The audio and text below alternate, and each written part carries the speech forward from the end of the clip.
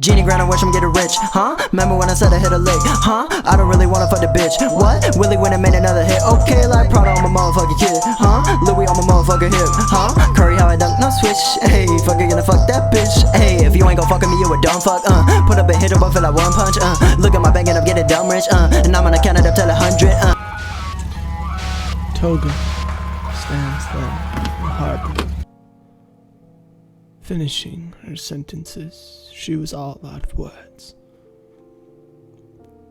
She looks up to Deku, not looking for forgiveness, no, but only looking for solace, something to rest her laurels in.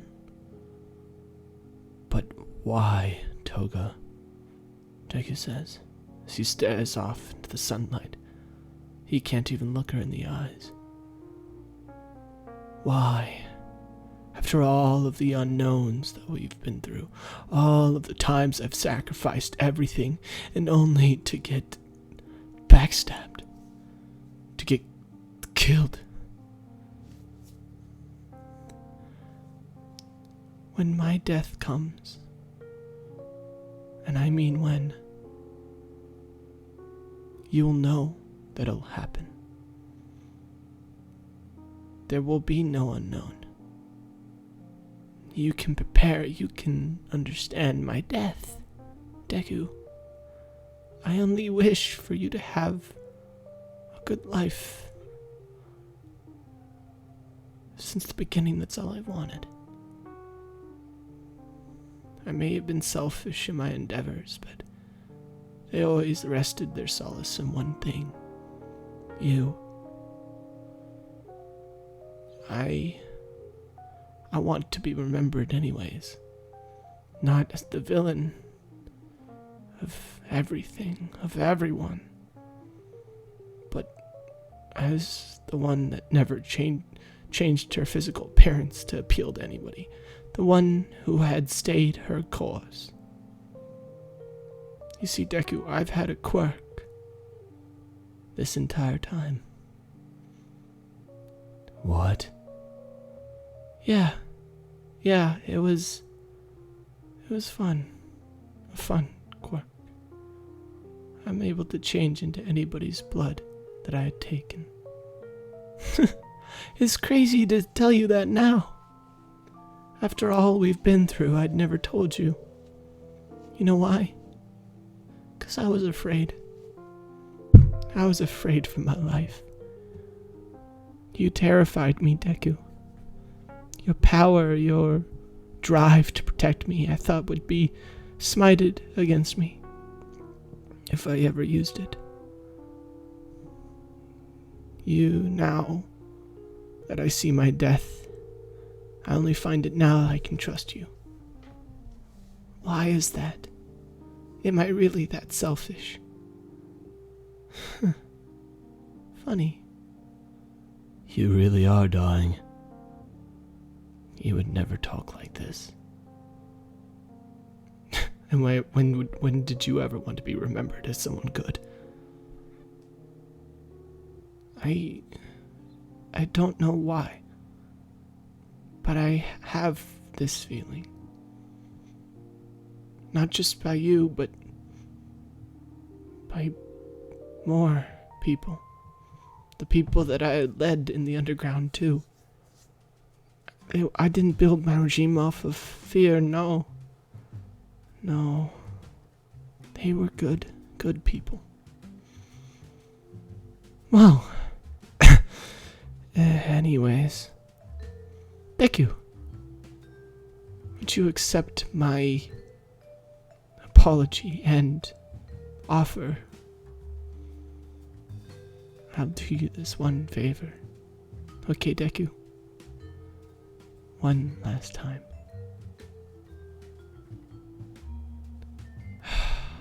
He takes his eyes off of the sun, letting the sizzling scorch fires burn out inside of his eyes. He can finally see again. Maybe not by the sun, but by her eyes. Their yellow tint and glow. The ones that had smited him down before. the sharp edges edging themselves in his soul before. For you, that's all he hears inside of his head. The crimson blood wrapping around her hand, the lies that she had told him. All of this. No.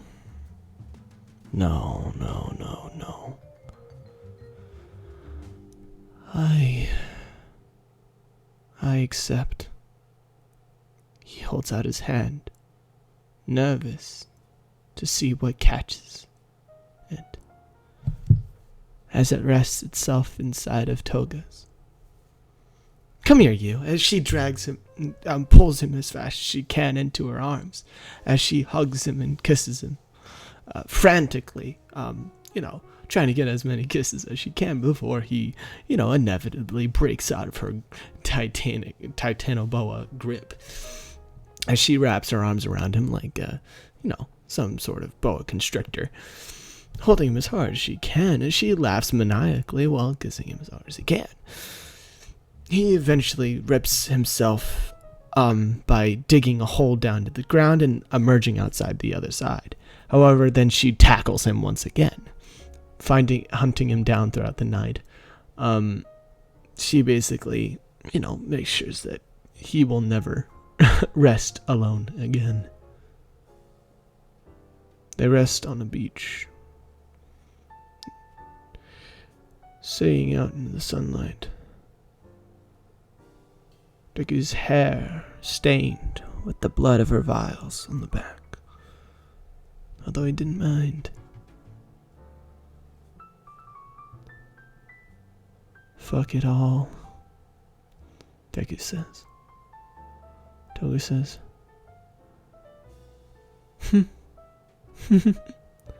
What? What's so funny, Toga?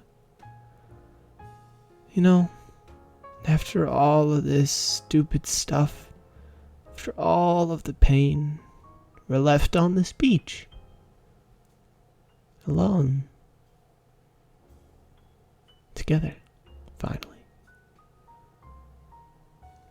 I almost wish that it was always like this.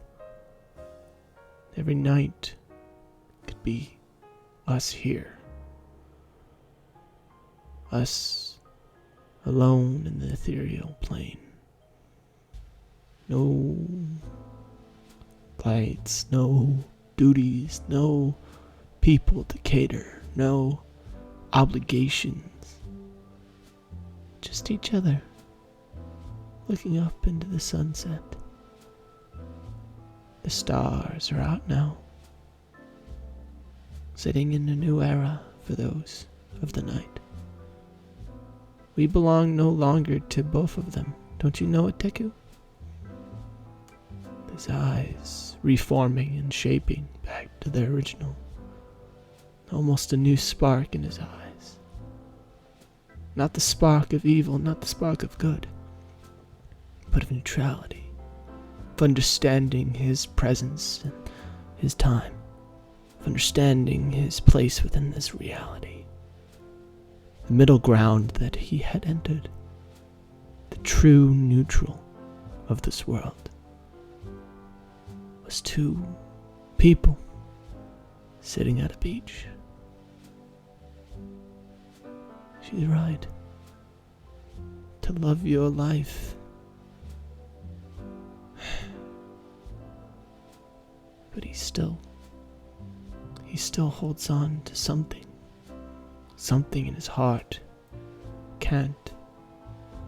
As she leans in for the kiss, but he turns around and starts looking off into the distance, shutting his eyes.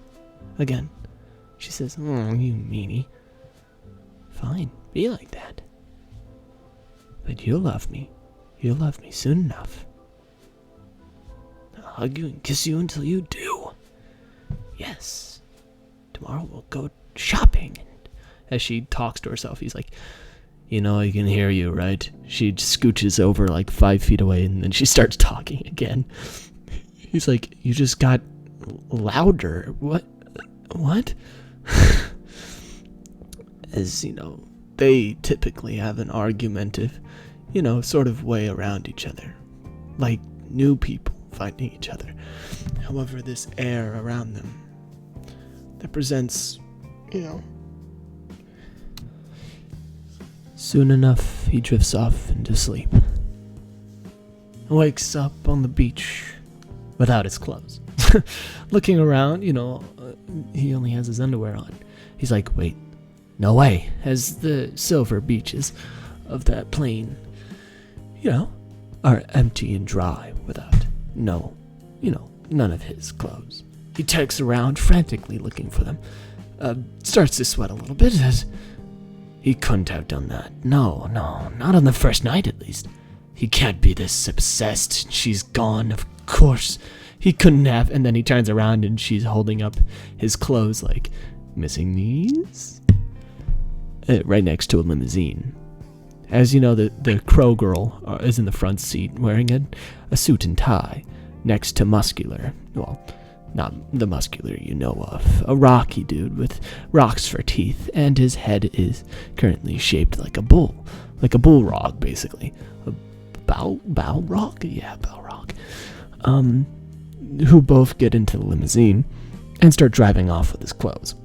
He chases off after them as fast as he can, sort of catching up very in short intervals. However, then they keep on reaching intersections, which then he can't really do much since he's still a hero. However, streaking down, main lane is not exactly present for a hero. Until she finally stops and gets out in this parking lot.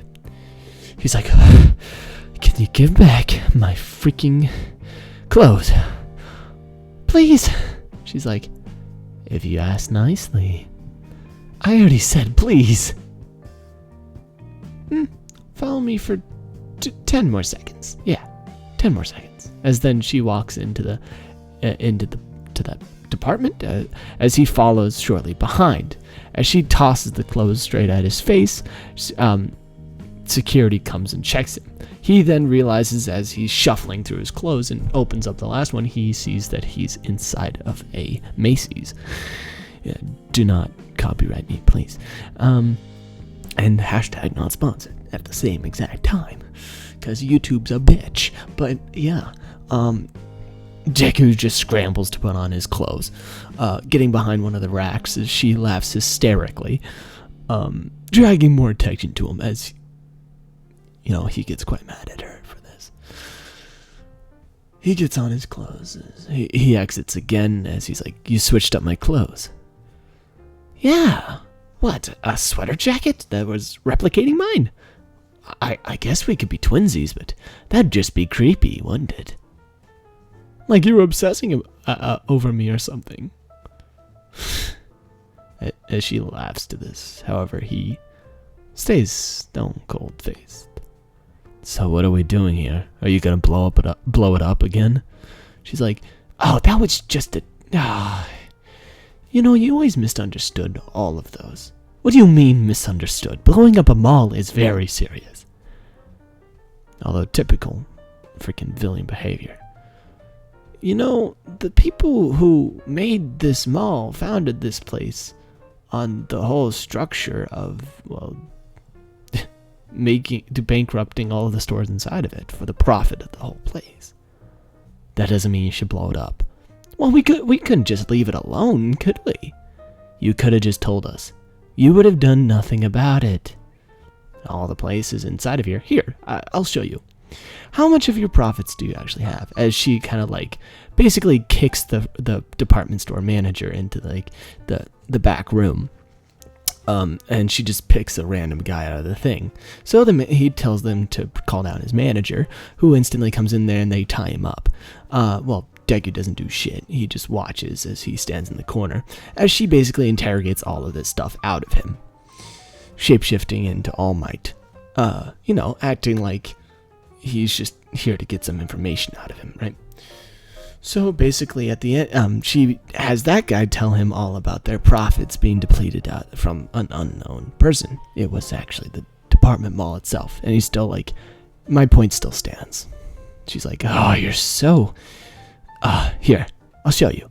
We'll go to every single one of these, and I'll show you the taxes on each of the buildings, of the stores inside of the department. He says, fine. But first, put on these. As they start going around buying different shit, she's like, you're having way too much fun with this. She's like, oh, but this skirt, though. Classic. As she basically just secretly got him into a dating situation without him actually knowing that's a dating situation. To be honest, he's kind of dumb. Though, if this happened to me, I probably wouldn't figure it out either. So, dumb or realistic? I don't know, ladies and gentlemen.